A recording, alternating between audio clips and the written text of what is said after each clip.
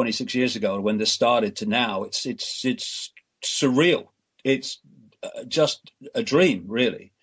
And what happened in Australia, New Zealand was another big step up in everything, really. In most important to me, to make inroads into deeper into society, and people, when they're stopping you in the street over and over, 13,000 miles from home on the other side of the world, to talk about the information, then you're getting somewhere. And when I say making deeper and deeper inroads into society, I mean the kind of people who you would have thought would never look at anything different, anything alternative, any other explanation for life and reality, who were really system people not so long ago. Those sort of people now are the ones that are turning their minds and their eyes to this. And so it's not just that numbers are increasing, but the kind of people that are looking at this information now is extremely encouraging, in terms of how rigid perceptions are starting to break down. And it's extraordinary what is happening now. I mean, I remember, just though I don't want to remember too much, when I couldn't walk down the street in Britain without being laughed at by most of the people. But all the time now, constantly, more and more, I'm stopped in the street everywhere where people want to talk about this information. I was having a cup of tea this afternoon in a really little cafe on the Isle of Wight, reading my paper, and two separate people in that cafe. It was only small. Came up to me. One was an older guy, and another was a young bloke. And they were very different people, very different age groups. They were all big time into the information. So, when I was told all those years ago in the early 90s that there was a change coming, there was a vibrational information, whatever you want to call it, a frequency change coming that was going to touch more and more people, and they were going to wake more and more people up from their coma, their slumber. It's happening. It is happening, and it is worldwide. It's an incredible feeling. It just gives me such joy, such enthusiasm to go on, given what I'm experiencing now. And you never thought this would happen, because there was no sign of it 25 years ago.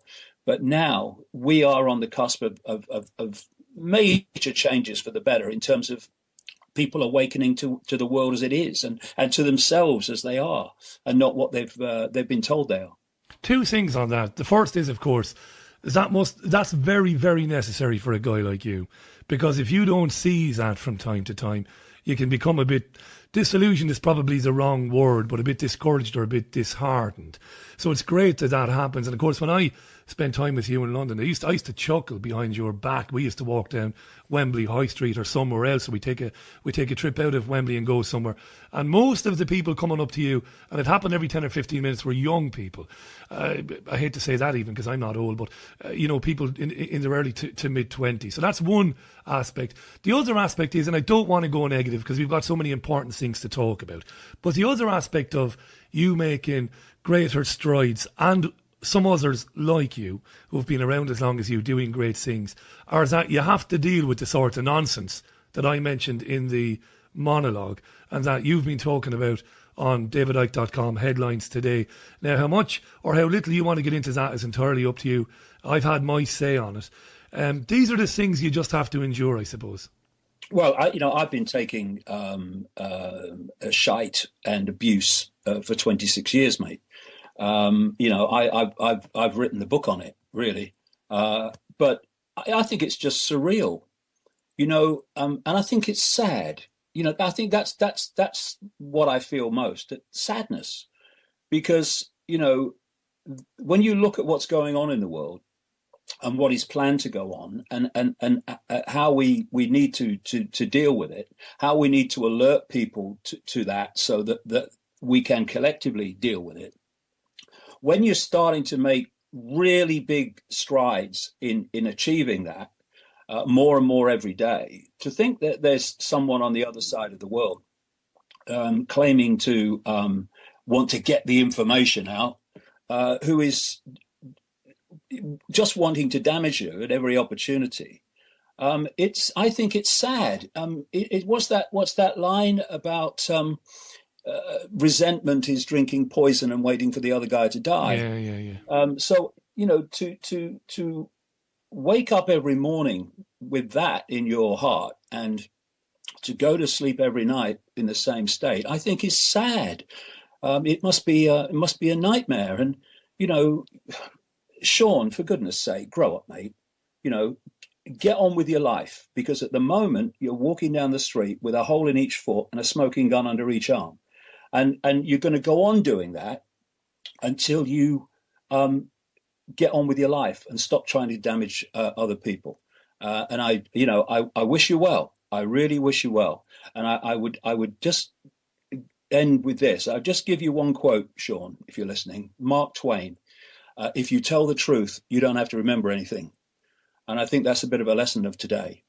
And it's surreal. I mean, Baxter Dimitri, who is this person who's hurling this abuse in all directions and making up these clickbait stories that are absolutely ludicrous in their headlines and have no support for the headline in the text, but people have clicked on by then, so that's fine.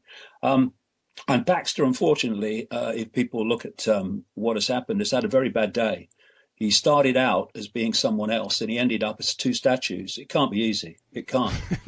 But that's what I would say, because, I've taken historic levels of abuse. All this stuff is a fly to an elephant's back to me. It's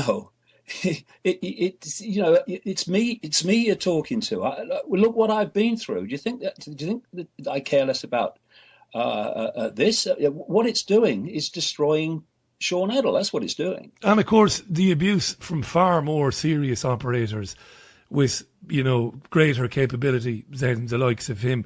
I don't have your experience and all of your humility. I tend to go for the throat even. I'm not somebody who carries a lot of anger with him, but I'm somebody who I can't stand injustice. I can't stand people doing things like that, bullying, cowardly things, saying things about people that are harmful. I'm not just talking about you, but much of the other stuff that's been put out there by that Your News Wire website. I was determined to unmask these people, and I have to say again a huge thanks to Alex Doust, because Alex came through. Thing about social media today, folks, if you've been on it for 8, 9, 10 years, as long as Facebook is, and you've not been watching what you've been saying and what you've been doing, you've left a lot of footprints and a lot of fingerprints behind you. And that's what Sean Adel and his cohorts have done. I bear him no ill will either. I don't bear anybody any ill will. And I want to move away from talking about him and that particular website. Yeah, but I think one thing it's important to point out, because if you get into the deeper realms of reality and how we interact with it, the intent you put out is the intent you get back. And people think that they, for instance, when they say things about other people, that they're saying things about other people. They're not. They think they are. What they're doing is making statements about themselves. They are expressing something within them that is making them externalize it in the way they do when they think they're attacking someone else. And if you keep putting that stuff out, then you'll draw to you the consequences of that, and you'll keep doing it, and you'll keep blaming other people, and you'll keep saying it's someone else's fault, that someone else is to blame, and you get resentful about these people who you have sought to explain your experiences away when actually you've created them yourself. It's about taking control of our lives back and understanding that what you put out, you get back. And eventually that process will end in an unpleasant way. It doesn't have to. You just change what you're putting out. Stop putting out hate. Stop putting out resentment, and just get on with your life and not trying to damage other people's lives, and then you'll see how your life will change if you do that. But it's just like people. They need to vent what's inside of them, and when that what's inside of them is resentment and bitterness and hatred, then they cannot do anything but experience that in terms of attracting what they put out, and life's not going to be nice. So it's in these people's hands to change what they put out, and they'll change what they get back. But I'm not sure that will happen anytime soon. So we're leaving that to one side, because that's obviously somebody with a very bitter personal problem.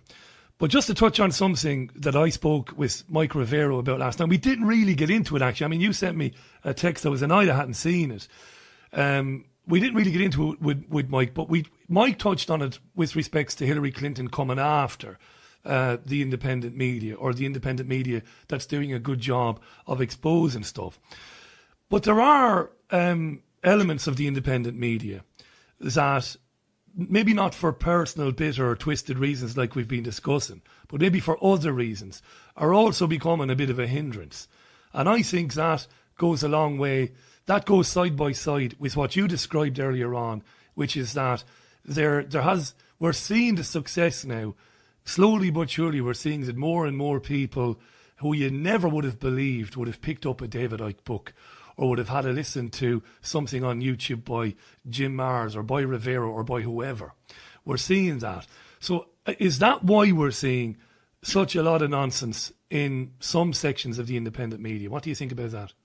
Well, I've said many times before, people talk about the independent media or the alternative media as if it was like one entity. It's not.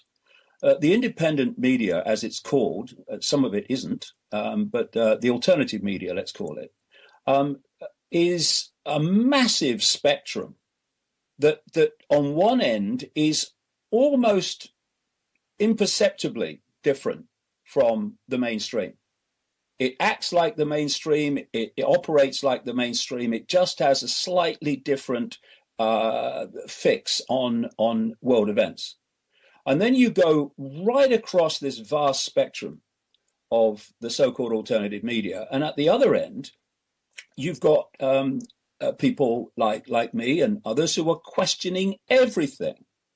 You see, on the what I call the mainstream alternative end of the spectrum, they won't go into alternative realities and things that are considered far out, because their quote scientific and or religious point of perception and belief will not allow them to do that. They'll still go with the mainstream science version of reality, or some religious book, usually the Bible. But you go to the other end of this spectrum, and you get people who are questioning everything and saying, whatever I've been told, it's now got to stand up to my scrutiny, or otherwise I'm not accepting it in my reality. And that's where the cutting edge is. And that's what's going to change the world, if you like, and change human society, because it's going into those realms where everything comes from. You see, what we see is only a projection of what we don't see. It's in the realms of what we don't see, and they're hidden beyond the frequency band of visible light, human sight, etc., where both the manipulation is ultimately coming from, and where the answers to that manipulation are ultimately coming from. And so this vast spectrum of belief and perception called the alternative media is not an entity in and of itself. And what I am, quite, not alarmed about, but what I'm disappointed about in some areas is the way that while the cutting edge is moving all the time, as I've just described, and I would add this, what I'm finding around the world, including among people who have up to this point been system thinkers, is that their greatest fascination and interest that they have in this information is in the far out stuff as they would have perceived before. And no one's more surprised than me when you get into these things that appear to, normal thinking, programmed normal thinking, to be right out there and crazy. They're the kind of subject areas that people are most interested in, and I find that very, very encouraging. It shows that this awakening from the program, the postage stamp consensus, as I call it, the postage stamp normal, is actually moving much faster than even just looking at world events in a different way. But what is sad, again, I think, is what I'm seeing, and it's been kind of concentrated by the Trump-Clinton election. Anyone who has done any research into the Clintons, and I started researching them in the early 1990s. I mean, the Clinton body count, all these people who had something on the Clintons who are no longer with us or weren't soon afterwards. The fact that they were running drugs with the Bush family through the Mena airstrip in Arkansas, and all the not just manipulation of finances, manipulation of politics, and all the drug running, but also the fundamental involvement in mind control and slavery, mind slaves and sex slaves. All that I started uncovering in the 1990s, and is in And the Truth Shall Set You Free, which I wrote in 1994, and in The Biggest Secret. So all this stuff that's coming out about Hillary Clinton in terms of her corruption and what have you is of absolutely no surprise to me, and shocking as it is to the mainstream of the public arena, that where the mainstream media are actually putting it out. It's the alternative media who are actually doing it. It might be shocking what's coming out in terms of the emails and all the rest of it, but it is small fry compared with what these people, the Clintons, have been involved in, often with their great bosom buddies, the Bushes. And when I say that, it's quite a sobering thought to think that from 1980, we had a Bush in the White House. We called him Reagan, but Father Bush was really the in president. charge. We had two terms of that, Bush-Reagan, if you like. Then we had a term of Bush. Then we had a term of Clinton. Then we had another term of Clinton. Then we had a term of Boy Bush and another term of Boy Bush, two terms of Obama, and now quite possibly Mrs. Clinton in the White House. Now, when you think that those two families are fundamentally operating together, then it really does offer a complete personification of what I've been saying all these years, which is it doesn't matter who you vote for, the same hidden hand gets in. And if you look at the American situation, where there's more than 300 million people, and still there's this naivety that America is a free country because anyone can become president. And then you look at what I've just said about the presidency since 1980, you can see actually how stitched up it is. And so we have this Clinton-Trump election, and it's basically the natural end product of where this has been leading.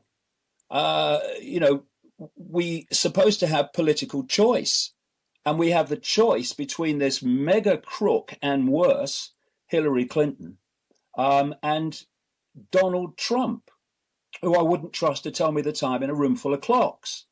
And of course, both massive supporters of Israel. So that's the Israel-Palestine policy sorted, whoever gets in. And this idea that Donald Trump is anti-establishment is ludicrous. You don't make the money he has, although I don't think he's made as much as he claims. You don't run casinos. You don't have building empires. No. If you're anti-system. So tell me this then, David. Why are so many people in the United States, people that we know, and I'm not taking another shot at Alex and the gang. It's not just Alex and the gang. It's lots of people that we like and we admire, are buying it and they're endorsing this clown and saying this is the way. Why is that happening, do you think? Well, this is where I was leading to in the end of what I've just said. It's still this hope, this clinging on to this dead idea that there are political answers to what needs to change. And when Trump started saying some of the things that people in the American alternative media are calling for and support, well, away he went. And what's happened is an anti-Clinton mentality has become, for so many people, a pro-Trump mentality. And what I think is sad is that we're seeing a blatant fraud in Donald Trump being supported by parts of the alternative media who should be exposing him. And we are also seeing, and this in many ways is very concerning, really. And that's the way that some parts of the alternative media are going backwards, not forwards to that cutting edge. And what I mean by that is by getting behind a politician running for president, as if that's going to change anything, is going back to the old paradigm of we've got to change this through politics. Politics is there to stop change, not to make change. That's why it's there. That's its job.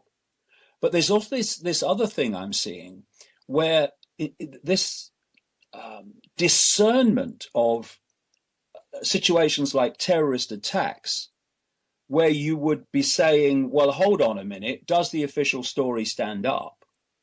And look at what's wrong with it. This is not right. That doesn't make sense. Is it a problem, reaction, solution?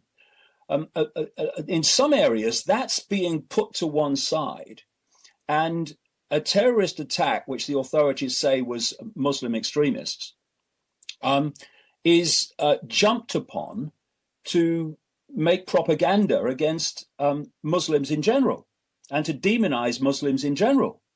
And, one of the things I mentioned in my talks was is a guy called Saeed Ramzi. He's an undercover reporter for a French TV station. And he went undercover last year, a few months ago, in a, quote, terrorist cell in Europe. And he came out and he said they had very little understanding of Islam, these people. And he called them fast food jihadists. He said one of the main lessons that he learned was that I never saw any Islam in the whole affair, no will to improve the world. And what he found in this terrorist cell were these are his words, lost, frustrated, suicidal, and easily manipulated youths who had been promised a palace and a winged horse of gold and rubies if they took part in terrorism. We have to see the shades of grey. The truth is never in a single dot. It's in your peripheral vision. That's where the truth is, and that's where we need to look for it, in the shades of grey.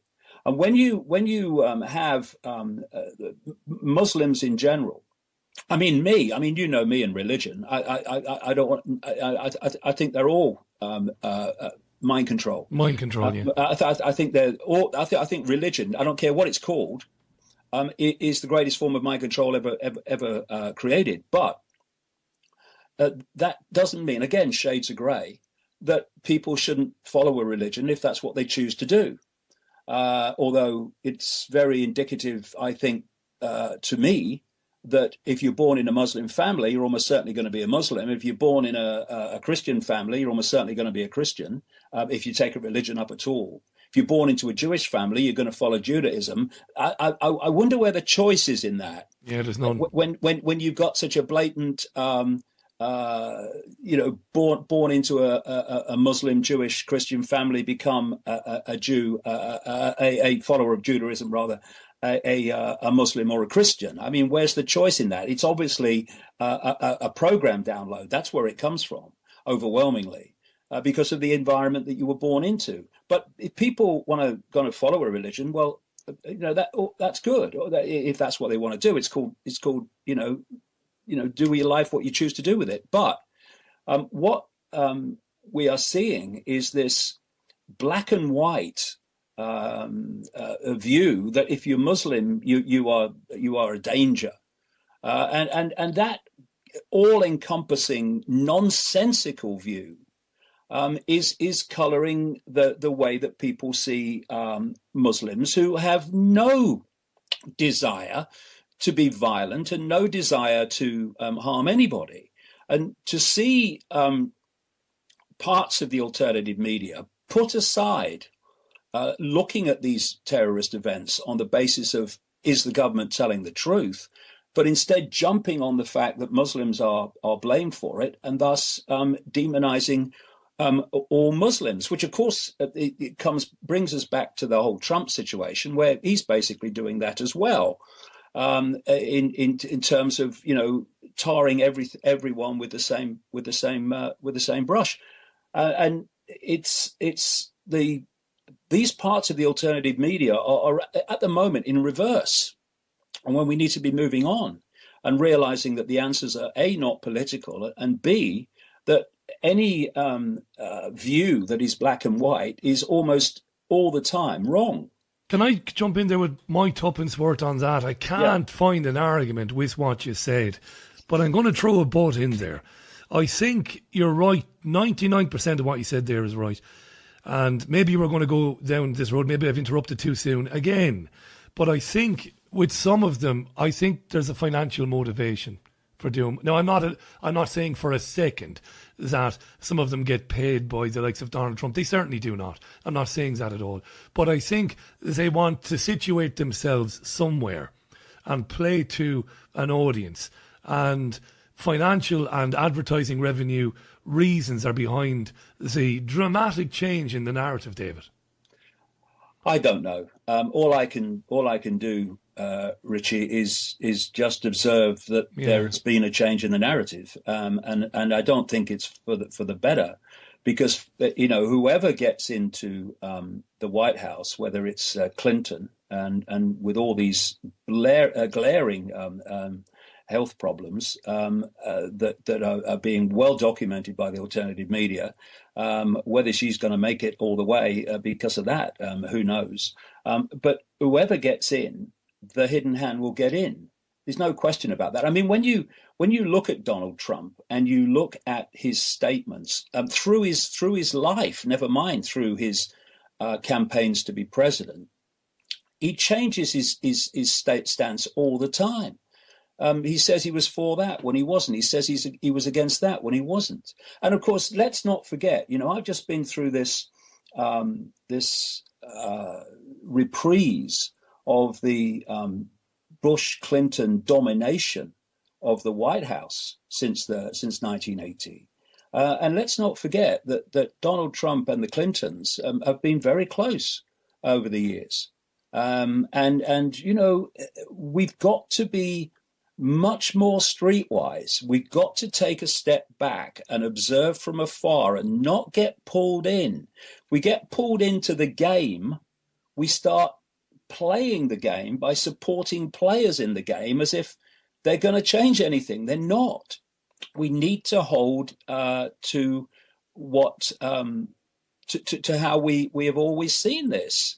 Which is politics is an irrelevance. It's a game. It's a hoax. It's a sleight of hand. Don't get pulled into it, because a lot of people are. You know why? Because they hope it's true. The easiest way to manipulate people is to tell them what they want to hear. People want to think that Trump is going to come in and change everything, that Trump is really going to make America great again. But what does that mean? More It's a wars, bumper because sticker, that's yeah. what America's been involved in since it was formed. An extraordinary number of wars, no matter who's in power, one after the other.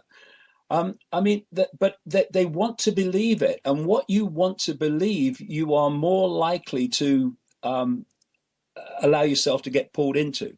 If we're going to be streetwise, we've got to keep a step back, just realize and hold on the fact that, as people have said before, the political system is rigged, completely rigged. But now what we're saying is it's rigged for Trump.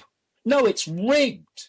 It's And rigged, yes, of full course, stop. the media is rigged against Trump, because what they really want is Clinton. I mean, Trump would do, but they really want Clinton. So, of course, the media is rigged against Trump. Of course it is. But the system, the process itself is rigged. It's there to keep the hidden hand in power. Don't get pulled into it, but so many are, and they're moving back from the cutting edge by doing that. Now And I'm I think going. that's sad. It's terrible. I'm going to read a few tweets, and you're going to want to jump in there once or twice, but I'm going to ask you not to.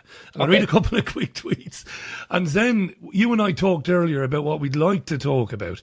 The listeners have been tweeting in their hundreds, and they want comment from you on the historic child sex abuse inquiry and the loss of Lowell Goddard.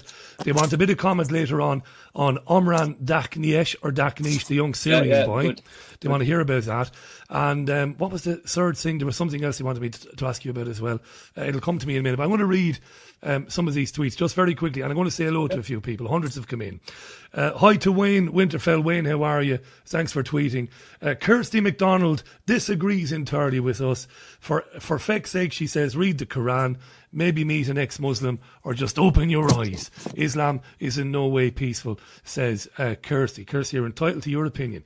Alex says, I just want to say hi to Alex Doust again. JP says, Trump will be president, he said, because the Rothschilds and the Rockefellers own his debt of 650 million, no less so far, he says. Hi to Chris as well, Irish Too Cool on Twitter, to the healer Scott Cornish, good friend of ours. How you doing, Scott?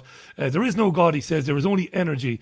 What people perceive to be God is the universal energy that flows through us, says Scott. Hi to Tony as well, to La Antenna, to Lady Alba, and to the lovely Lou, lovely woman who says, you're the guy she'd most like to have over for a dinner guest, because nobody would be more interesting than you, she says. Right, I'll leave that one there. You're right, by the way, Lou, I won't argue with that. Tony says as well, plenty of gullible fools all over the world, he says. Yeah, I can agree with that, but maybe we need to try and understand these people more. Hi to Faisal, to Danny Warden, to David Peacock, to Sean McDonald. Paul Jackson, how you doing, Paul? Listening to David agrees with him. So many people, says Paul, not believing the official version. This is why people are now believing the earth is not a globe. Paul, I think, is one of these people who believes that the earth is flat. Again, that's his opinion. Joanne says, great to hear the show back on air, Richie, and love and blessings to David Icke and to all. Hi to Luke Madison, to David Conant, to Robin Hood, to Mark Richards, to Mark Holden in Lanzarote.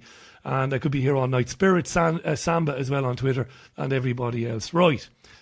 Shall I go through a few of those? Go on, go ahead. Well, just very quickly. It's not really about the Quran. It's about people.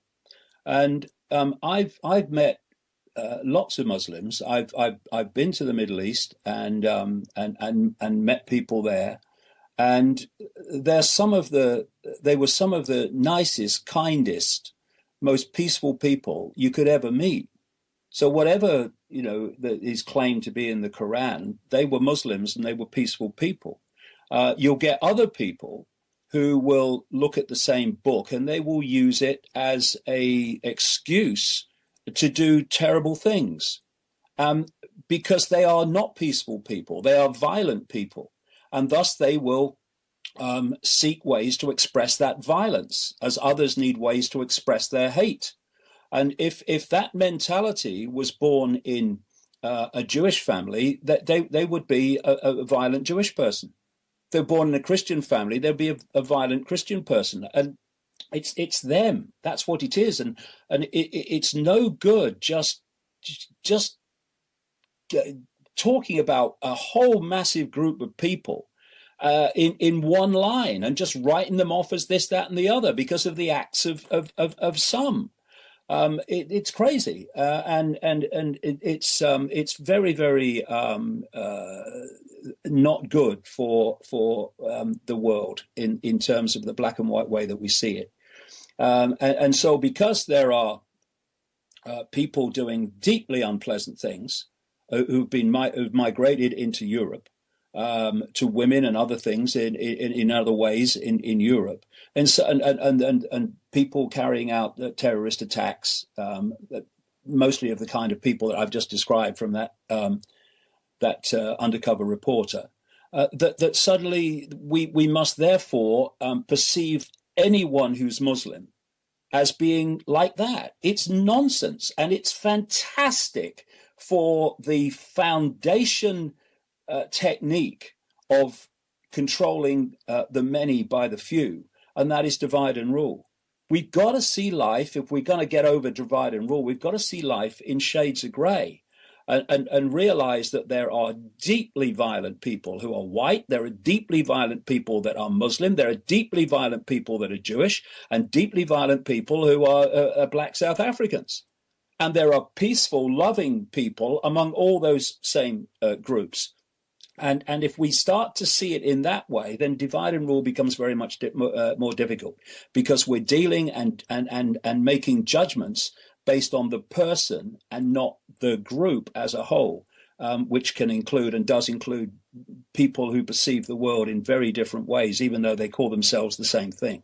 Now, just before, I'm going to take a break, right? But just before we take the break, I've been asked to ask you by a number of people for a brief comment on the Celtic Football Club, the fine they received from the football authorities of Europe, which I think is UEFA. In fact, I know it's UEFA, because when they played a team from Israel I think in fact they're playing the second leg tonight, but in the first leg of a Champions League qualifier, the Celtic fans decided to make a statement and they held up Palestinian flags. The club was fined for it, and there is a campaign now called Match the Fine for Palestine, which is a kind of a spin-off to try and raise a few bob for the beleaguered people of Gaza.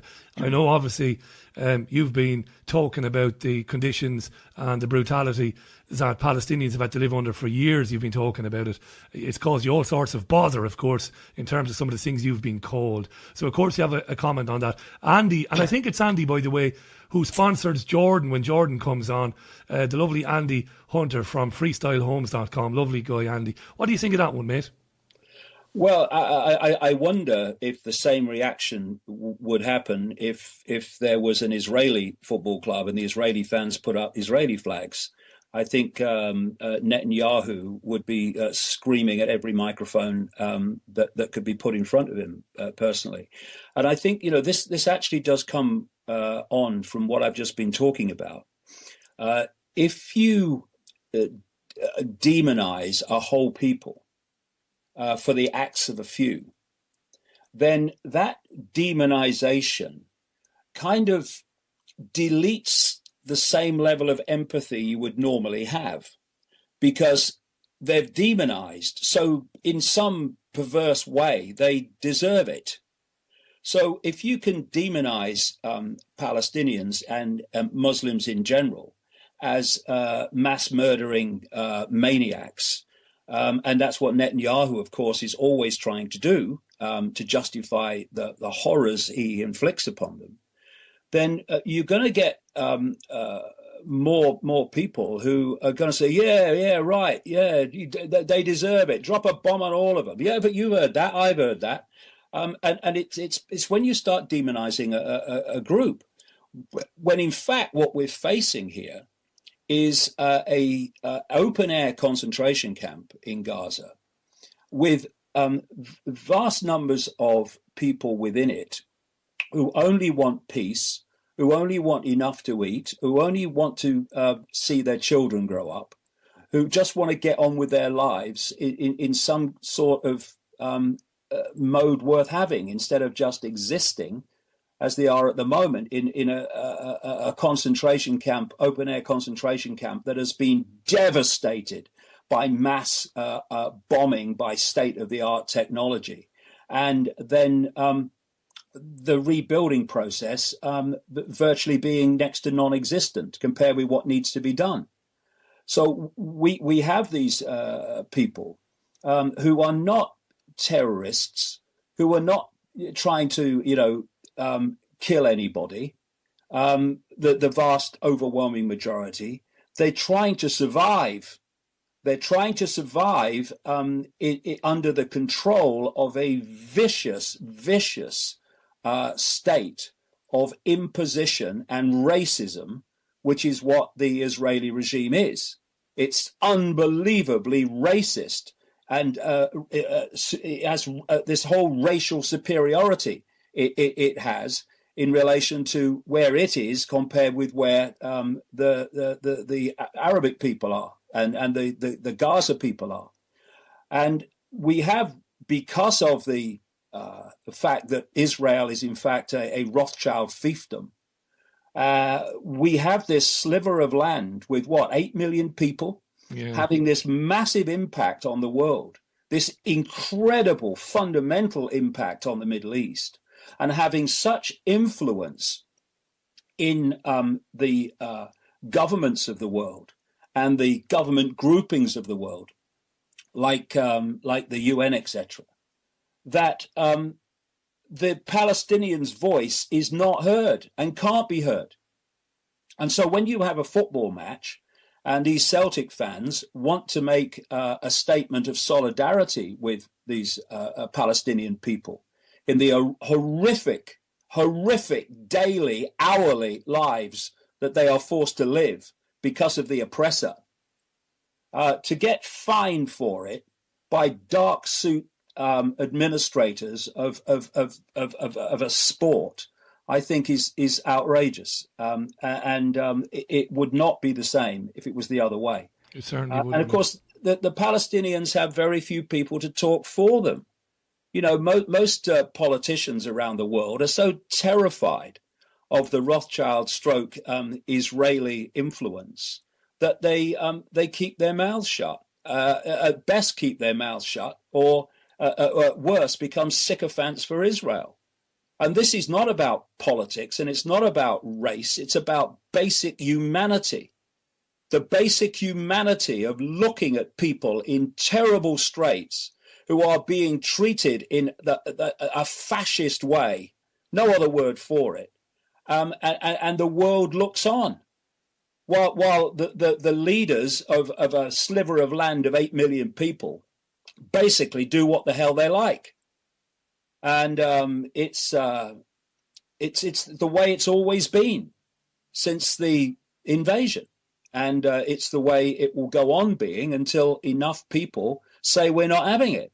And this campaign of boycotting, which has got a lot of speed around the world, boycotting businesses in these occupied territories, has become so successful that, of course, they're running around now using their puppets in government around the world to try to put it down and destroy it. Criminalise it, aren't they, David? Criminalise it, yeah. In Canada, they've tried to criminalise it, yeah. And also doing the same with companies. So when you look at the influence on the world, the influence in the United States, the influence in Europe and everywhere else that Israel has, it's clearly not because of 8 million people in a tiny piece of land in the Middle East. It's because of who controls that land, what Israel really is, and who owns Israel. That's where the influence comes from. I mean, I have this phrase. I think it really works. Take a deep breath, take a step back, look at it again, look at it dispassionately. Why does Israel have such phenomenal influence on events, given what it is? Because what it is just a fiefdom for what really has that influence, and that's the House of Rothschild and all the networks that come from it. We are going to pause. The third thing, do you like the way I have to say my THs there, Icke? Third. TH. The third thing that people wanted to hear you talk about, of course, was whether or not we're going to leave the European Union. So what we're going to try and do in the final hour, we're going to talk a little bit about Omran Dakniesh and the journalist, or the photojournalist, Mahmoud Razlan. This is very interesting. David will comment on Lowell Goddard and the child sex abuse inquiry, and we'll try and squeeze in a little bit about Brexit as well. Our guest on this programme is the one and only David Icke. Go to davidicke.com/headlines. That's where the news is. As well as that, there's a worldwidewakeup.com. If you're in America, and many of our listeners are, if you can get to see David in New York, Los Angeles or San Francisco, it will be a life-changing experience. All the details at theworldwidewakeup.com. We'll be right back in a couple of minutes. Do you want to release the full potential of your soul consciousness and find out how to experience that power in all areas of your life now? Go to livingasyoursoul.com for free guidance with in-depth how-to articles, free healing meditations of creation recordings, free soul solutions, and much, much more. Livingasyoursoul.com, making the profound practical. Have you lost access to important data from a computer hard drive, mobile phone, or other storage device? Maybe you have a broken hard drive containing years of information, or a smartphone that no longer works from which you'd like the pictures, movies, and chats recovered. If you would like to recover data from any type of digital device, including desktop and laptop computers, external hard drives, cameras, smartphones, NAS, and RAID servers, then contact Data Clinic today at dataclinic.co.uk now. Broadcasting the information the mainstream media won't touch. This is The Richie Allen Show in association with DavidIcke.com. Welcome back. Saying a third is difficult. A number of you laughing at that on Twitter. When I was on local radio many years ago, I was criticised regularly in the confession sessions. That's when the head of programmes or the head of music critiques your programmes, and I was hammered for not pronouncing my THs, to the point where I got very, very insecure about it. I saw it later on. I thought, well, it's local radio, and Irish people say 33 and a third. We don't say 33 and a third. It's difficult, but anyway, you get there. Right, loads of tweets coming in. I'm going to just quickly go through one or two, then I'm going to shut up and we're going to talk to David about the big story of last week when I was away. That's the story of the Syrian boy. We've seen presenters on NBC News and CNN in America crying as they look at the, it must be said, tragic looking picture and video of a young boy sitting in the back of an ambulance even after an air raid. We'll come to that now in a couple of minutes. Hi to Natalie Stacey. Hope all is going well in the pub, Natalie. Lovely to hear from you. To Tommy B as well. Tommy, how are you? Nice to hear from you, Tommy. We will get to Brexit with David a bit later on in the programme. Lots of discussion going on. If you want to debate with other people, you go to Twitter, you put Richie Allen Show, all one word into Twitter, then you press enter. When you do that, you see all the tweets I've had. So you can chat with others and you can debate with others as well. It's good. Okay, hi to Jane. How you doing, Jane? That's Jekko Jane on Twitter as well. I said Sue, didn't I? And Scott and all of that. Right, good stuff. Right. I came across a video on liveleak.com today. LiveLeak is run by Hayden Hewitt. It's one of the biggest websites in the world. It's a wonderful resource, like davidicke.com, to find info you don't get in the mainstream. Really interesting report on that. I don't know if it was posted today. I just found it today. David was looking at it. David's been following this story as well. The story of Omran Dakniesh, 5-year-old boy, rescued after a bombing in Aleppo, we were told. Picture was taken of him in an ambulance, dazed and confused and covered in ash or soot or whatever. It looked terrible, didn't it? It looked terrible. But David Icke, my friend, it looks like not all is as it seems, and in the following days, right up until today, and it's ongoing, it looks like that story is beginning to unravel as well. What have you made of it? Well, you know, one of the greatest forms of manipulation of perception, and thus manipulation of action and reaction, is emotion. You know, people interact with the world emotionally, overwhelmingly. And therefore, if you can get people into an emotional state, the kind of emotional state that you want, then you can get them to not just agree to things, but to support, even demand things they wouldn't otherwise have done without the emotional charge that you've manipulated them to have. And, you know, these people are, they are deleted of the ability to have empathy. They have no empathy. This is why they do what they do. This is why these bloodlines and these families do what they do. They do not have an emotional consequence for what they do, like the rest of us do. That's when, you know, people say to me, well, they would never do that. No, you would never do that. They would do that and get off on it, because they don't have the emotional consequence that we have. They cannot put themselves emotionally into the position of those that they make suffer. So, but they know the target population does have that emotional, empathetic, or much of it does, ability. And so to get people to agree to things that, or to perceive things in the way you want, a very effective way of doing it is to trigger people's emotion. So you look at this Ormond Daknish, this 5-year-old, and I was looking at that picture again today, and I watched the video that you just mentioned. You cannot help but feel it in the heart when you look at that. You because empathy demands it. Empathy will have nothing else. And what we have seen, of course, with the United States and Britain, etc., losing the, if you like, the propaganda war in Syria more and more, you've had this kind of explosion of emotion as a result of that picture. And the narrative with that emotion or state has been basically the Russians and Assad did this. Now that's been basically the narrative. If you look at it, it was Russian bombing or of rebels, and of course rebels is just code for American proxy army fighting Assad.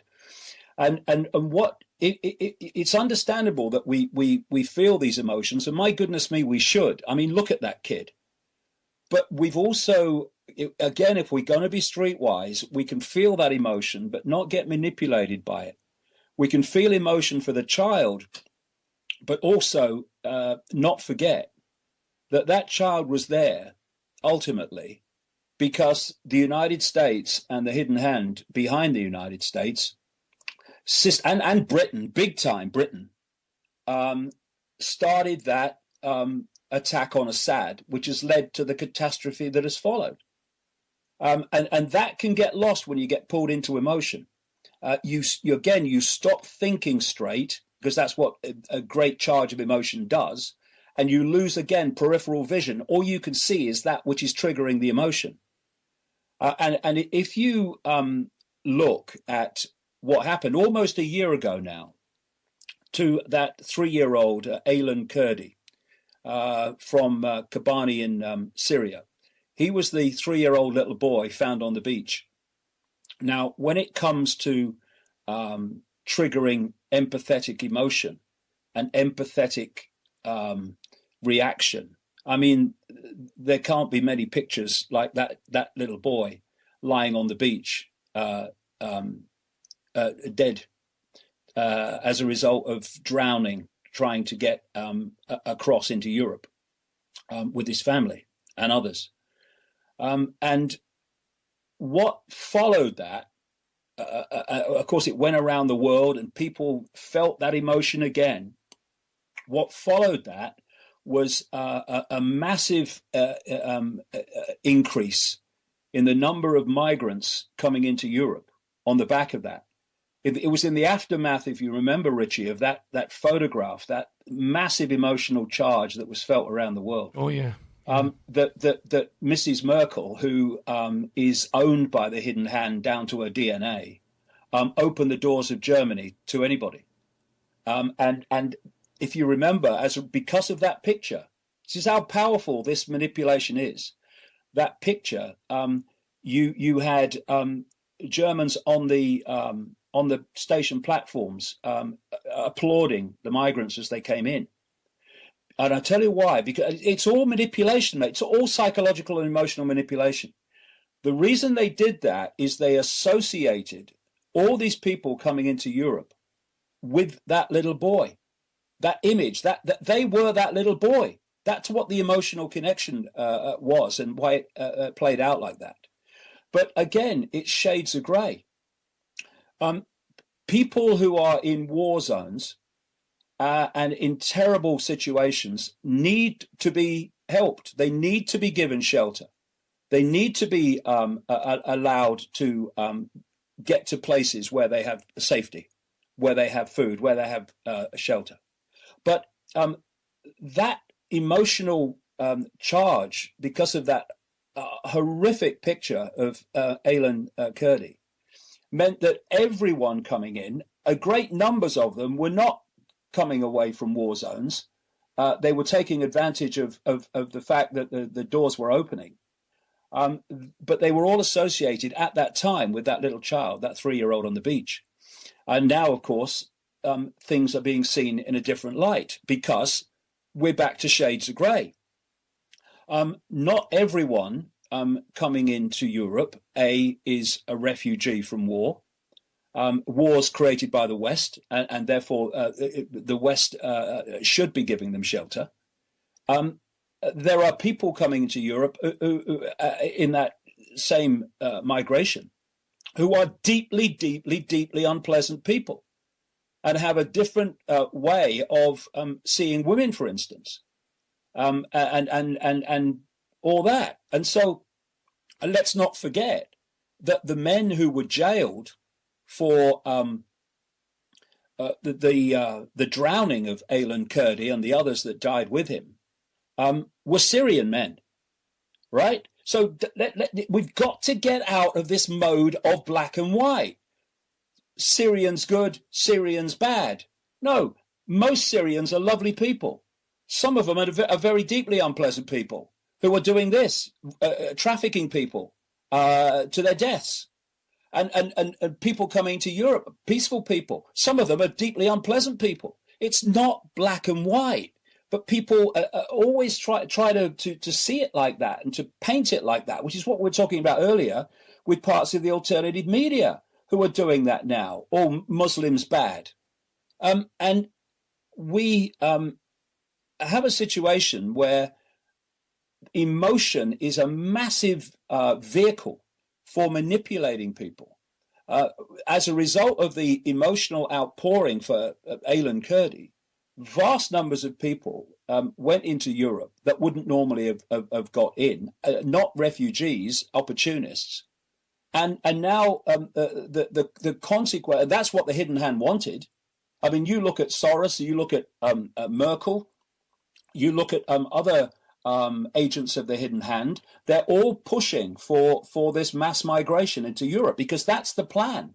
Because they want a cultural war. They want civil war in Europe, because you create chaos and upheaval, easiest thing in the world to manipulate. That's why people like Soros have been caught out, even by some mainstream, at least one mainstream television station in America, of doing the same there. They want this, and they've got to the situation where they are now, which is what they want, massively because of a single picture that opened the doors of this 3-year-old Aylan Kurdi. And I'm looking at this picture and the use of it of Orman Daknish, and of course the photographer, as you indicated, that took the picture, Mahmoud Raslan, is connected to, you can see pictures of them together, to a terrorist group that beheaded a Palestinian child. This is really important. What David is saying here is absolutely true. The guy, Mahmoud Raslan, is pictured with friends of his who are from a very difficult to pronounce Islamist group in Syria. I think it's Harakat Nur al-Din al-Zenki.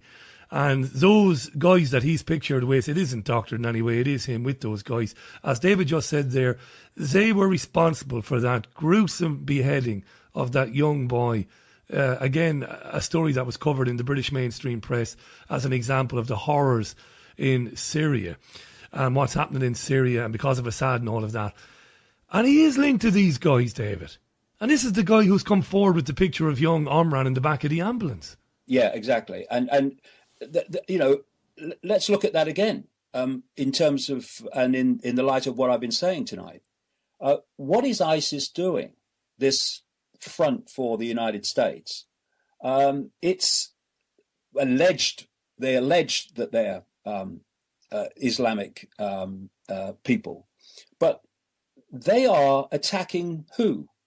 White people overwhelmingly? No. European people overwhelmingly? No. Arab people, Muslim people. It's an attack by an Islamic, allegedly or Islamic extremist group upon fellow followers of Islam. You know, it's they've created in effect a civil war across the Middle East with Muslims fighting Muslims, and of course fueled by people like Saudi Arabia, who are just fronts for the Americans, Europe, and the hidden hand. That's why America and Britain are arming the Saudi royal family and the Saudi military to do absolute horrors and mass murder and catastrophe in the Yemen. And why the Saudi Arabians and the Qatar have been the vehicle for arming these groups that then attack fellow Muslims. What's happening here is a civil war has been created where Muslims are fighting Muslims, which is exactly what the hidden hand wants, because then it's much easier to take over. And if Putin had not come in, and you know, you're not the leader of Russia for as long as he has been leader, unless you are absolutely bloody ruthless. I mean, I'm not saying that, you know, Putin is, running, a fairyland.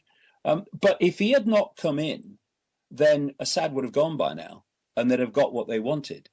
And so again, this picture of this little 5-year-old taken by this photographer connected to this beheading terrorist group, mad people, completely bonkers, has been used to further demonize Russia and Assad because they're still trying to get to the end goal that they want, which is just taking over Syria and then moving on elsewhere. So we're not far away. Sorry to interrupt you, David. So we're not really far away then from Theresa May and the next US president, who I'm pretty certain it'll be Hillary Clinton. So let's just say it is. We're not too far away from Theresa May and Hillary Clinton announcing to the public of Great Britain and the United States and to the world at large that unless Assad does this by, let's say, the 21st of October, well, no, it wouldn't be, would it? It would be maybe December or maybe January next year after the election. Unless he does this by then, we'll have no choice but to launch a ground war. That's where we're going, right? Well, that's been the plan all along. But, I mean, the Americans are already on the ground. And what we're seeing is things starting to move into place in this conflict that is planned and has been long planned, as I've been saying, for a long, long time, where the West is pitched against Russia and China. When I was in Australia, it was all kicking off in the South China Sea in relation to China claiming rights to areas of the South China Sea, and that Hague tribunal saying no, it's not yours, it's the Philippines, and America coming out, oh, China's terrible and they must be stopped from doing this, and there's various things going on in the South China Sea now with American naval shipping and Chinese. Also, there's a big conflict there between Japan and China over the East China Sea, and in the Middle East now, in terms of Syria. Now you've had for the first time Russian planes bombing in Syria from Iranian air bases. This is pulling Iran more into it. We've had the announcement that China is wanting to get closer to Assad. They've always been in the background in Syria, supporting Assad, just like Russia. But they want to get more, if you like, high profile in their support for Assad. And then we've got the things going on in Ukraine after a completely manipulated so-called People's Revolution. And so these pieces are being moved into place. And what we need to do is to get out. This is what I'm trying to do as one individual, is to get out to as many people as possible around the world that what this plan is, this plan for the Third World War, to complete the transformation of human society into a global centralized state, a world government and a world army to stop this war ever happening again. That's the line they'll take. So if we can get out, and I know this has an impact from people I'm meeting more and more, if we can get out what the plan is before it becomes blatant, then it dilutes in people's minds their ability to buy the lie, to buy the narrative. If they know it was planned all along, and they start to unfold, hold on a minute, this is what they're planned to happen, and it dilutes the impact. If the truth about weapons of mass destruction in Iraq had have got out in a big way before the invasion, they would have found it much harder to justify the invasion. And so information and getting it out ahead of the game is very, very important, because otherwise people meet these long planned situations as random events that come together and lead to war, when actually it's all been manipulated all along. It's very, very important we get this information out, because it is the puzzle pieces and the pieces on the chessboard, as Brzezinski would call it, are being moved quite, to anyone that's followed this, are blatantly being moved into place. And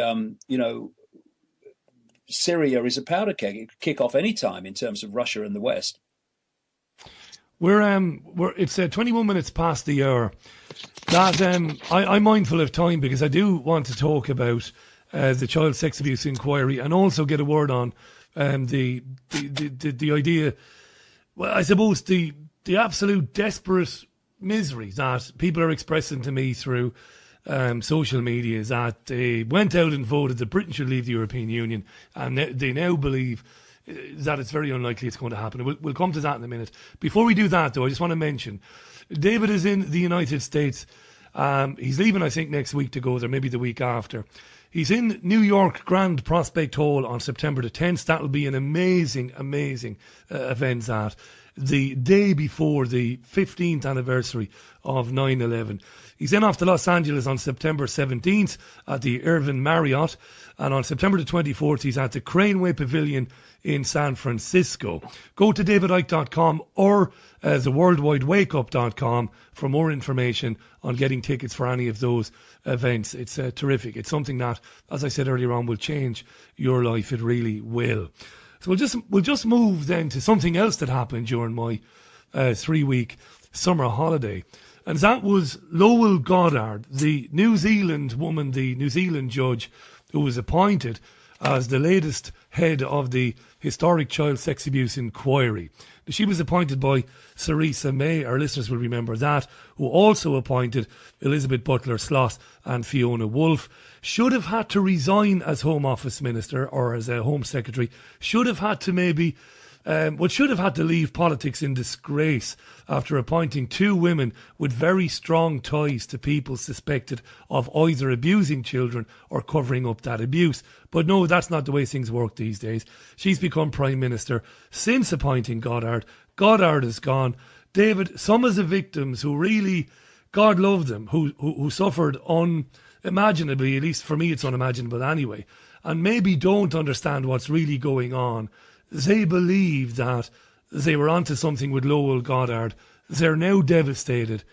You've been writing about this longer than anybody, going way back to excuse me, The Biggest Secret, Children of the Matrix, all the other books.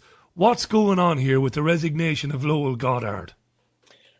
Well, it's a classic technique of drag it out and drown it in procedure, in documentation, in administration. I read an article about this inquiry by a journalist who'd been to a number of sessions of it, and nothing was happening because there was, for instance, so many people legally represented, organizations galore, all wanted a say, all wanted to get their oar in, that nothing was happening. I mean, the simplest thing was taking forever to do. And what they've done, and we've not really had a detailed explanation for why Lowell Goddard resigned, as far as I've seen anyway. I was in New Zealand, funnily enough, where she comes from, when it happened. But what they're doing is giving so many things, so many cases, so many situations to this inquiry to judge on and to investigate, that it's being drowned in documents, in procedures, in lawyers, all of it, and it's not moving. And when you've got a situation that you don't want to come out, then what you do is you delay it coming out. You throw spanners in its works wherever you can. And I think it is possible. It seems to be one of the things that's coming out, that Lowell Goddard basically looked at it and just said, "Where do I start?" She was saying she didn't understand some areas of British law, which doesn't really help, to say the least. But when you look at the scale of it, and the all the different things it's supposed to be investigating, and the scale of all the procedure and administration and documents and all the rest of it, she must have looked at it and gone, where do I start? What do I do? I mean, it's not, how's this going to go anywhere? And so we're back to where we were before. Now it's another one bites the dust. That's the third one gone. And you're right, Theresa May was responsible for appointing all three. And she's now Prime Minister. And it's all fine, I'm Prime Minister. Well, it's not all fine, because look what you've done to this investigation. You've basically destroyed it. And from what I read of this article, where it was describing just one morning's proceedings, or another time another day's proceedings, and what the tiny next to nothing that happened in that period, goodness knows when this is going to report. And of course, it will be years ahead. And that's what they're doing. They're throwing it into the long grass and putting as much time between people's real awareness of it, which was when it all came out and it was everywhere. And of course, it's now largely been forgotten by most people. The revelations that came out in the wake of the Jimmy Savile revelations and all that followed, and it's been slowed down, and this is the way they work. I did a meme when this was all breaking and the political paedophile ring was becoming mainstream knowledge, of Prime Minister David Cameron saying, "Oh my God, what do I do? Oh, I know. I'll call an inquiry and spin it out as long as I can." And that was to that effect, and that's what's happened. If this Justice Lowell Goddard looked at it and thought, "I can't cope," well, I can have some sympathy with that if that was the reason. And it's this thing of dragging something out is also applicable to the other question that's been raised, which is Brexit. When we voted to come out, there should have been a quick activation of the article that started the process, and we should have started the process by now. But instead, they're dragging it out, and the Prime Minister May comes in and says Brexit means Brexit. Well, that sounds good and that sounds positive, but then it's again dragged out, and the longer they can drag it out, the more events can happen where they say, well, actually, in the light of current events, we feel that the British people should be given another chance to see if they really want to do this, and that is a possibility. And that which campaigned so successfully to get us out must not now walk away and think the job's done. As I said, within an hour of the vote, this is just the start. This is just the start. And it was, and it is. We've got to keep at it. We've got to keep the pressure on, and not just think that it's gonna happen because we voted it for it. That's absolutely not necessarily the case. But we mustn't let them get away with it. Simple as that. And be streetwise. That there are very significant, powerful forces that want to make sure we don't come out. But we must make sure that we do. And it's that dragging it out process, and I suppose that's so discouraging for people to see. And then, of course, they observe that the team that led the Vote Leave campaign, people, of course, most memorably, people like Boris Johnson. And I think, if memory serves, Liam Fox was also one. Michael Fallon was one. Well, Johnson is now, of course, Foreign Secretary. Fox was appointed to the cabinet as well. And these guys have gone very silent about the urgency for Britain to at least officially inform Brussels that the United Kingdom, I should say, not Britain, the United Kingdom wants to leave the European Union. And one of the things I obviously do have a soapbox, I do have opinions, and I say things from time to time. One of the things I was very concerned about at the very beginning was how these guys were almost made the official Vote Leave team because of who they are.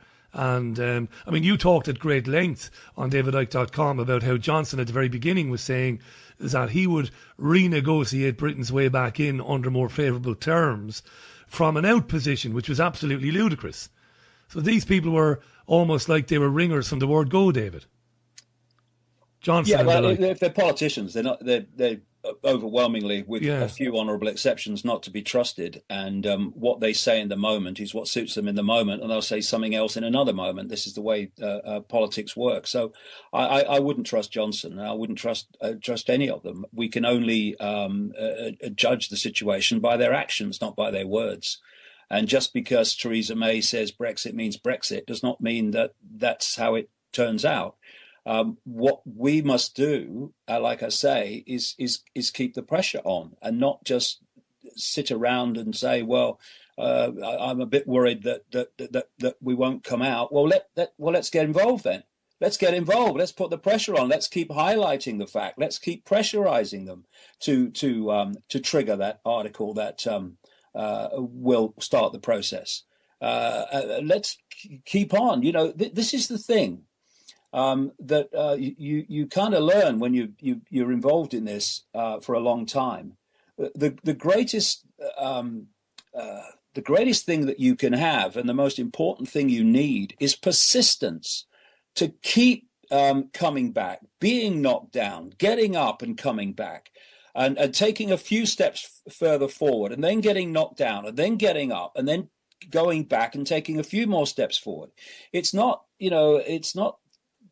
When you're dealing with something that doesn't want something to happen, then it's not just going to happen if you sit around and think it's just going to happen. It's not. We've got to keep going and keep being persistent and not think it's just for an election campaign. It's not. They don't want us to come out of Europe.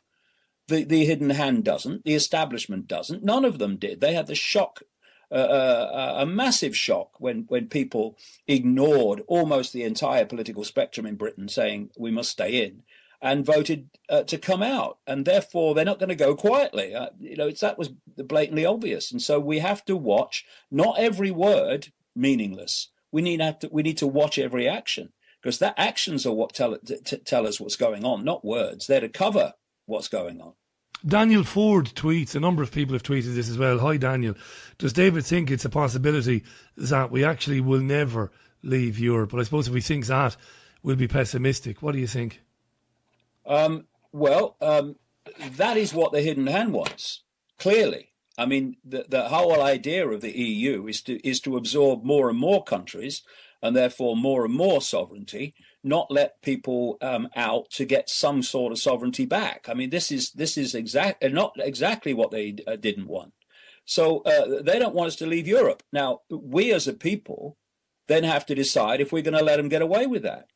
And that decision and how we respond to it will decide if they get away with it or not. And what we need to be pressing for is to get this process started, because the longer it doesn't start, the more again people forget. People forget other things come into their lives. You know, if we go into big situations around the world in terms of world events, then coming out of the EU is going to go into the background in terms of people's focus. But that's the idea, that something will come along that will give them the excuse to say, well, we must give the British people another choice in the light of new events. That's probably what they're planning to do. But we just must not let them do it. We must keep the pressure on to trigger these articles so we can get through this and get out of this fascist communist prison state called the EU. But we're going to need persistence in all areas. We're going to need persistence. This is not a hobby. You know, this is, if you like, this is a mission. Thus, we need to keep at it, not when there's an R in the month and when it suits us. We need to keep at it all the time we can. That's the way we'll push the wall down, not by sitting and looking at the wall and hoping it's going to fall down by itself. It's not. You've got to take some action. I'm going to read a few tweets, and then I'll take a small break. And when we come back, then I'm just going to ask you about what people can expect in the United States ongoing. David, we'll have a little chat about that, what's going to happen in the next month or so, and then we'll let you go. Then we've taken up a lot of your time. I know you're really busy, and you have a load of these to do because you're in great demand, of course, with the media, the mainstream and the independent media in the United States ahead of your trip and your tour there. D tweets, Derek even, Irish Catholic Church looks a lot, or even took a lot of heat over child sex abuse, rightly so. But I think, says Derek, it's small change compared to the United Kingdom. That's an interesting one, that. Moving on. The thing about that, Rich, is, as you know, I've investigated and researched this subject at great length over a lot of years. It's ingrained everywhere. You know, I just went to Australia. It's ingrained there. It's ingrained in New Zealand. It's ingrained in the United States. It's ingrained in Britain. It's ingrained in Ireland. I'm talking about within the establishment, well, within the Catholic Church, for sure. But I mean, within the establishment, in all its facets and expressions, within the political establishment, within the administrative establishment, within the corporate establishment, the banking establishment, it's ingrained. And there are reasons for it. They're deep in the rabbit hole reasons, but there's reasons why these elite bloodlines and their offshoots and gophers are involved in child abuse on the scale that they are. It's everywhere. It's staggering in its scale. It's not just a church. It's not just a Westminster paedophile ring. It's a massive global disease, especially, although it's at all levels of society, especially in these so-called elite levels of the network and the bloodlines. It's part of life there. I mean, incest among those families, it's part of life. It's not even, it's their normal. That's the good way of putting it. Yeah, it's their normal. Yeah, it's the norm. So it's everywhere.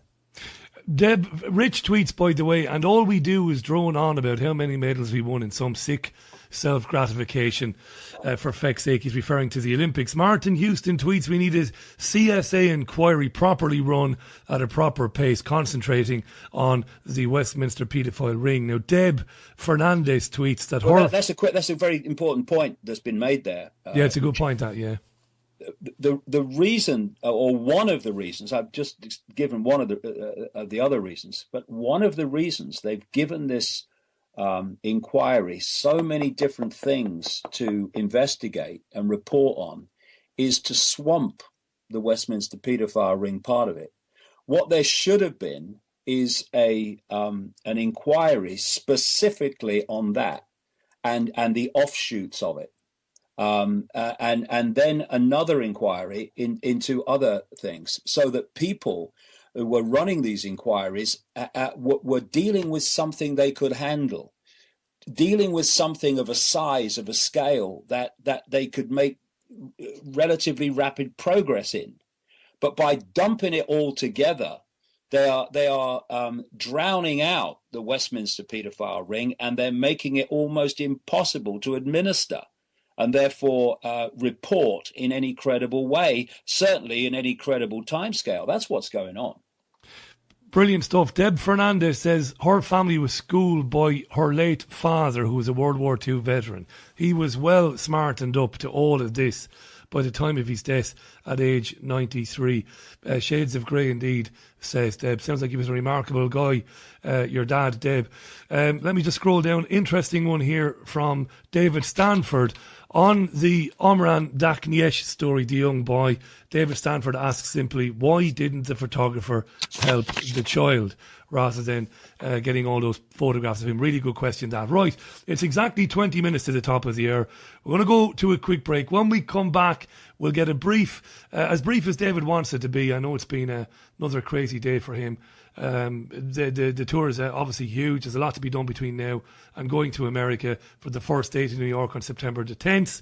So he won't keep him too much longer. But after the quick break, we'll ask him about what people can expect in the US. And I'm really intrigued about that particular event, that 12-hour speaking engagement in New York, a day before the 15th anniversary of 9/11. Back in a minute. Do you want to release the full potential of your soul consciousness and find out how to experience that power in all areas of your life now? Go to livingasyoursoul.com for free guidance with in-depth how-to articles, free healing meditations of creation recordings, free soul solutions, and much, much more. livingasyoursoul.com, making the profound practical.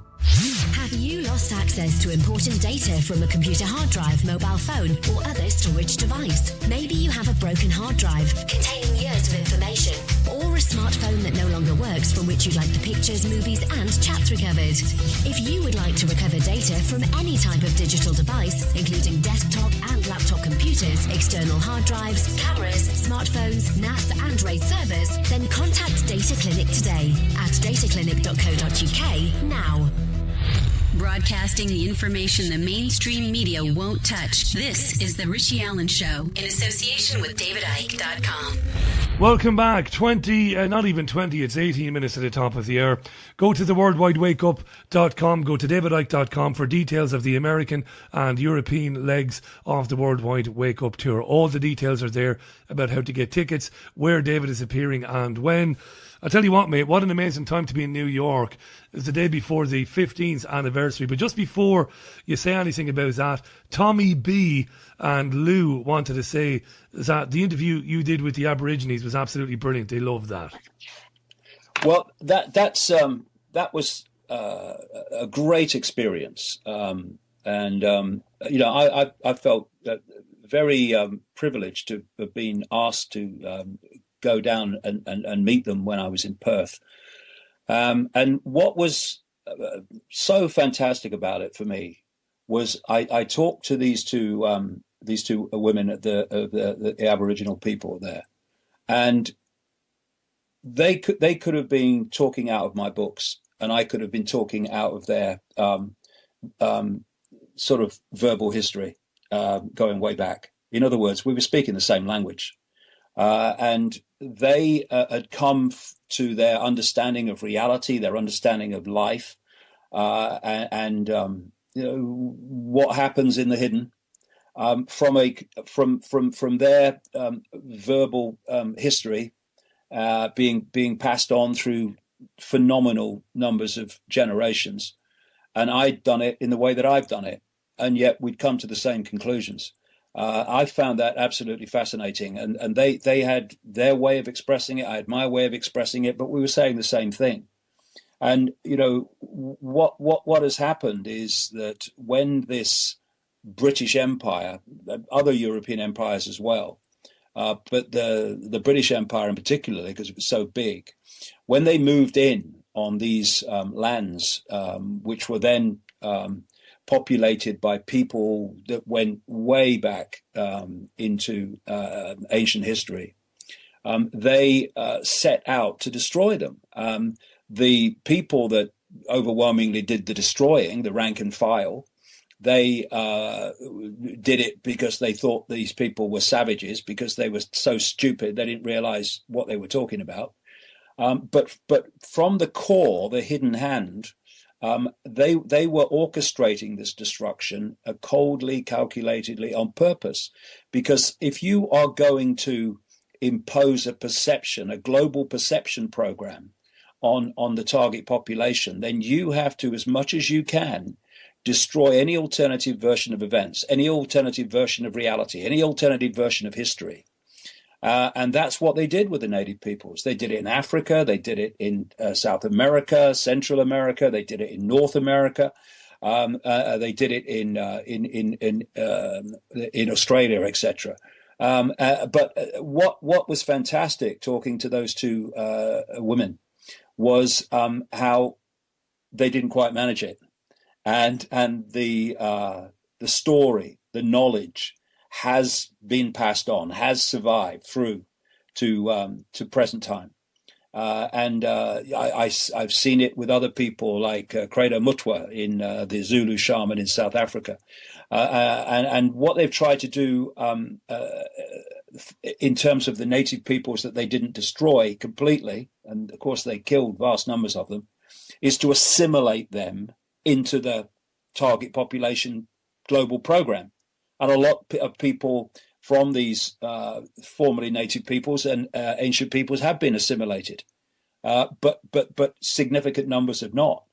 And for those people, their time has come, because as we go through this awakening, as people start to open their minds to much greater truths and possibilities and explanations than those they've been downloading from the system, so these native peoples that were like the Aboriginals in Australia, but so many others around the world, as they've been seen by the program people, the postage stamp program people, as savages and stupid and crazy and primitive, so the awakening mentality sees them for what they are, carriers of very, very significant knowledge from the ancient world.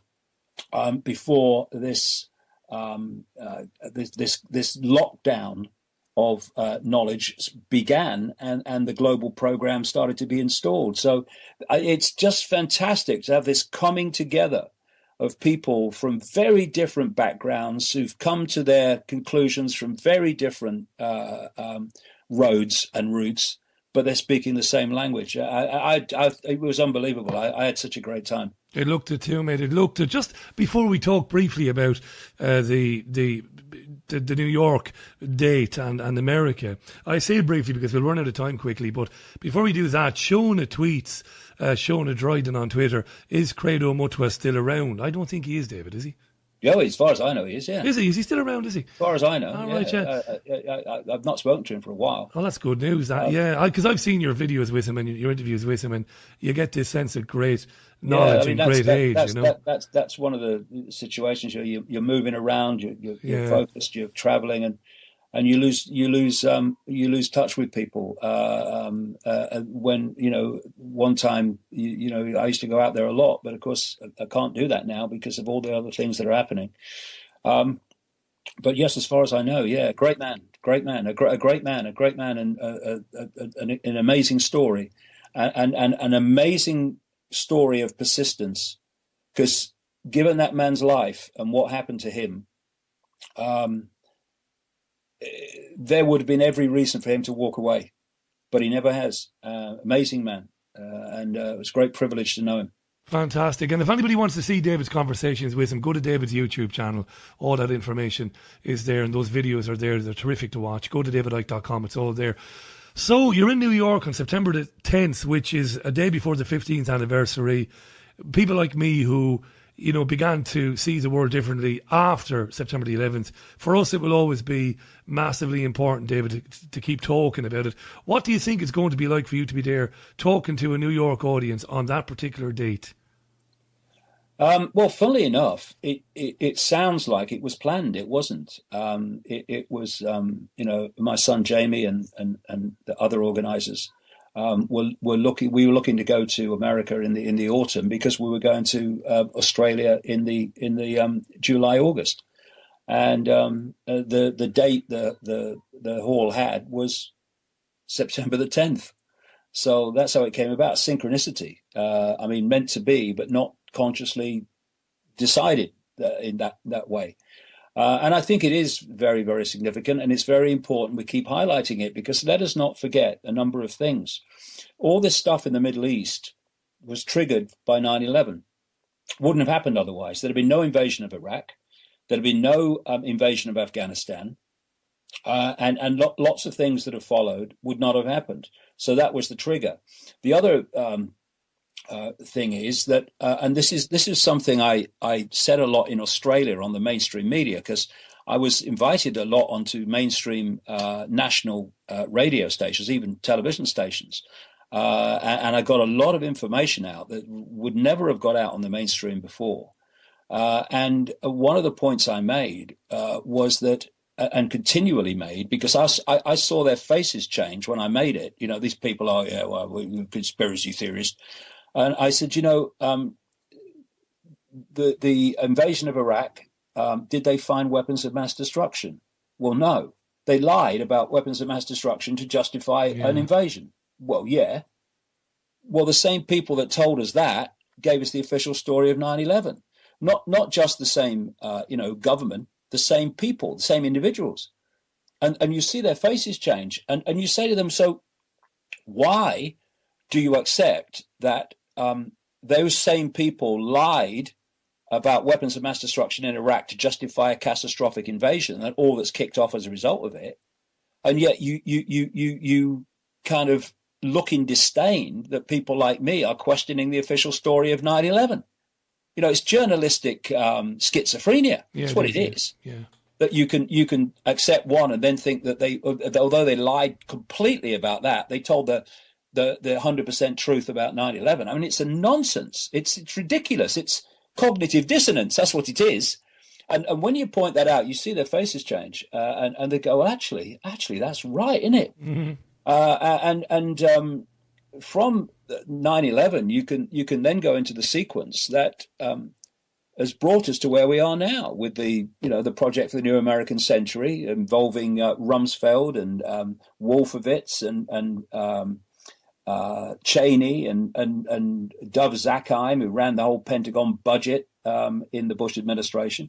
How they produced that document in September 2000, saying they wanted to invade a list of countries, and they named them.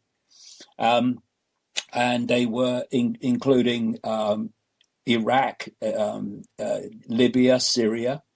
And as a result of 9/11, and they said in the document that something like a Pearl Harbor had to happen so that this sequence of invasions and wars could happen. That because as a result of 9/11, that list of countries named a year before 9/11 by people who were part of the fundamentally part of the Bush administration at the time of 9/11. As a result of 9/11, that list of countries they wanted to invade and regime change have been picked off. And they've been picked off under the administration of Bush and Blair. And then the list carried on being picked off under Cameron and Obama, because, again, the hidden hand is controlling the list. And thus, who is in power in the White House to continue the list? And the same is planned with Clinton and or Trump. And so from 9/11, you can start to produce connections and connect dots from 9/11, which make complete sense of the world that we're in now and why things have happened and why things are happening. It's fundamentally important. And again, it's so important not to forget it, because it was the trigger from which all this has come. And so who benefits? Those that wanted all that has come to happen. and it's going to be a great opportunity in New York, a day before the 15th anniversary, to put this into context, because the presentations that I'm doing around the world, and they are a change for each country to bring in things about that country, but the overall presentation over the 10 hours of speaking is context. Context. That's what's missing. Context. You can look at an individual event. It might be a terrorist event. It might be an economic collapse, or it might be the global warming hoax. You can see them as individual things, or you can put them into context and show how they connect to each other. And then, whoa, do they look different to what they look like in and of themselves? And it's that context, that pulling the web together and showing that the dots, the strands, are part of a much greater picture. They all fit together. That's had a massive impact on people that have come along, and it's been incredible. The reaction of the audiences have been incredible. And it's going to be amazing in America. That's just about all we have time for. Go to theworldwidewakeup.com. David will be coming somewhere to a town somewhere near you, a city somewhere near you. Check out all the European dates and go and see him. I'm telling you, you will never see anything like it as long as you live. DavidIcke.com or theworldwidewakeup.com. Always brilliant to chat with you, mate. Godspeed to you and the team. Of course, it's Manchester and Ireland in January. I can't forget that. Of course, the 14th of January here in Manchester, I believe. Yeah. And the interest 21st. in that event has been phenomenal. It's going to be incredible. Yeah, because it's been a long time since you've spoken in these parts, I think. That's old. I mean, there's obviously huge interest anyway, but added to the fact you've not been up things here, have kind of changed. The last time I tried to speak in Manchester, I couldn't find anyone that would have me, any venue that would have me. Yeah, different times. And how things have changed. Now the amazing Apollo Theatre, which is an amazing theatre. The only problems we've had in terms of venues on this tour is, funny enough, Germany. I see. I've been watching on DavidIcke.com. We got one now. We're going to talk next year in Germany, but so many venues turned us down because of what I'm saying. And of course, Germany's a free country.